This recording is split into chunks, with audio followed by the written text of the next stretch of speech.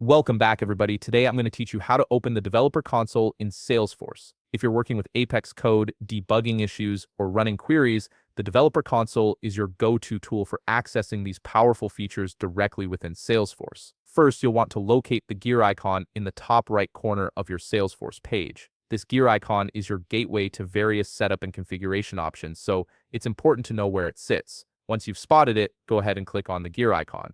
This will open up a drop-down menu with several options available to you. From this drop-down menu, look for the option labeled Developer Console and click on it. This action will launch the Developer Console in a new window, giving you access to a suite of development and debugging tools that are essential for working behind the scenes in Salesforce. The console may take a moment to fully load, especially if you're opening it for the first time in your session. Once the developer console opens, you'll notice a top menu bar that includes several tabs labeled File, Edit, Search, Workspace, Debug, and Help.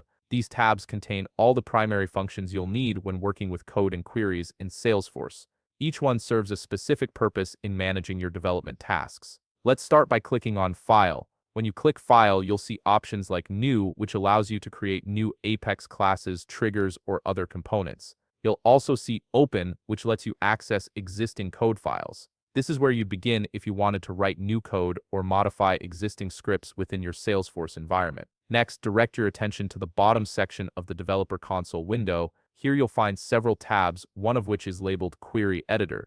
Click on the Query Editor tab to open it. This is where you can run SoQL queries to retrieve data from your Salesforce database. For example, go ahead and type in select ID, name from account limit 5, then execute the query. This simple query will fetch the ID and name fields from up to 5 account records, giving you a quick snapshot of your data.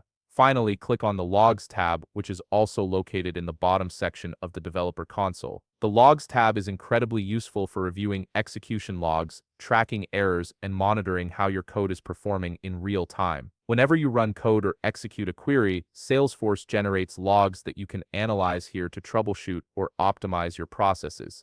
And that's it. You've successfully opened the Developer Console in Salesforce and explored its key features like the File menu, Query Editor, and Logs tab. If you found this video helpful, please leave a like, subscribe, and see you in the next video.